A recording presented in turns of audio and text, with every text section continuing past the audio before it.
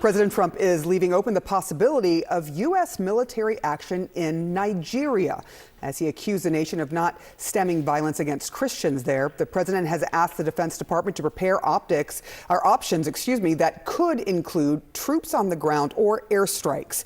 The situation on the ground, however, is far from straightforward. Violence in Nigeria does affect Christians, but also Muslims, and is driven by religious, ethnic, and resource-based tensions in that country. Joining me now, Fareed Zakaria, host of Fareed Zakaria GPS on CNN. He also has a new book, Age of Revolutions, releases in paperback tomorrow. Make sure to get your copy. They're always, Fareed, you're so good at just making us understand what's happening globally. Let's talk about what's happening with Trump in Nigeria. He's suddenly suggesting potentially putting troops on the ground or airstrikes. But he's already threatened strikes inside Venezuela, and we've been seeing the multitude of strikes on boats in international waters, killing more than a dozen people. For a guy who is insisting he deserves the Nobel Peace Prize for stopping wars, how do you read what's happening now? It seems very impulsive and emotional. He possibly saw something on TV. It is very strange. The Nigerian situation is exactly as you said, Sarah, very complicated. A lot of the violence people have heard about in Nigeria, Boko Haram, that terror group that took those school children, we all remember. That was mostly Muslim on Muslim violence. Those are jihadi groups often taking, killing Muslims, not in all cases, but in many of them. There is Muslim Christian violence. As you say, some of it is based on farmers versus goat herders.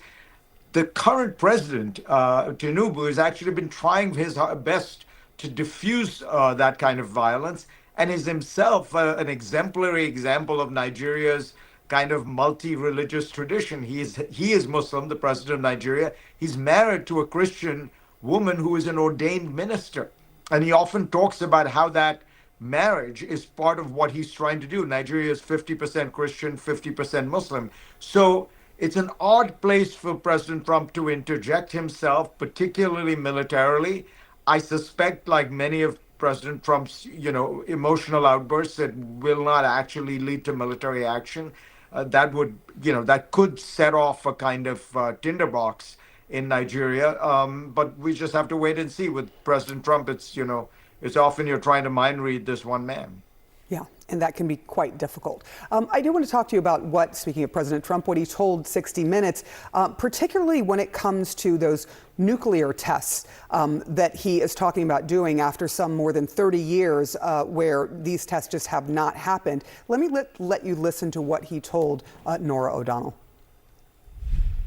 So why do we need to test our nuclear weapons? Well, because you have to see how they work. You do have to. And the reason I'm saying testing is because Russia announced that they were going to be doing a test. If you notice, North Korea is testing constantly. Other countries are testing. We're the only country that doesn't test, and I don't want to be the only country that doesn't test. I was surprised to hear him say, we have to see how they work. We know how they work. We were the one that used them on Japan.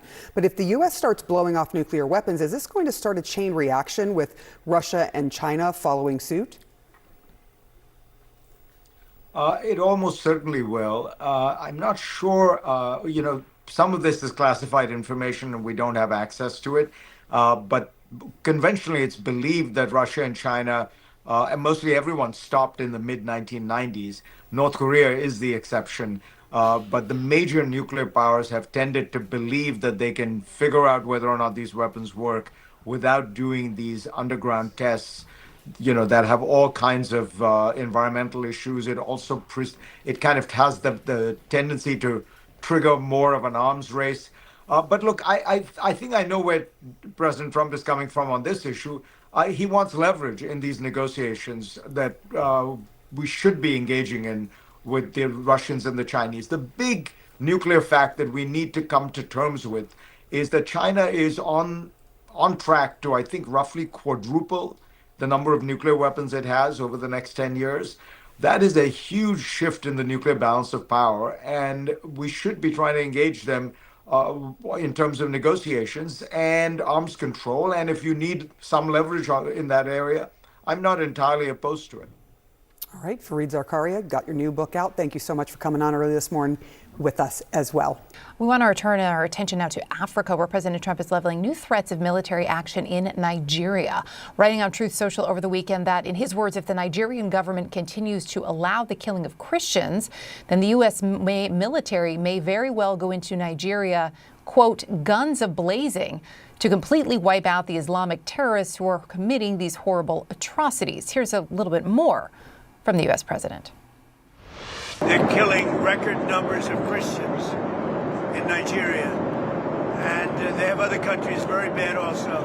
You know that part of the world very bad. They're killing the Christians and killing them in very large numbers. We're not going to allow that to happen.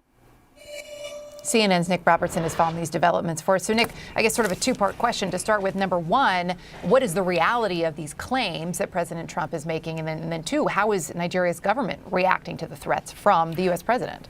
Yeah, and I think the sort of two things coincide in a way that both the Nigerian government and agencies sort of that investigate these attacks say that the data doesn't stack up with what the president is describing. Indeed, the former Nigerian foreign minister, who's also the former finance minister, is also currently the Director General of the World Trade Organization in London today, speaking earlier on with CNN, said that it's a very complex situation, that it is not perhaps as simple as the president portrays it, that there are other issues, there are environmental issues, and this is what the research is finding, and this is what government officials inside Nigeria are saying, that yes, Christians are being killed where these Islamist terror groups operate in the north of Nigeria, but also in perhaps even greater number, Muslims are being killed.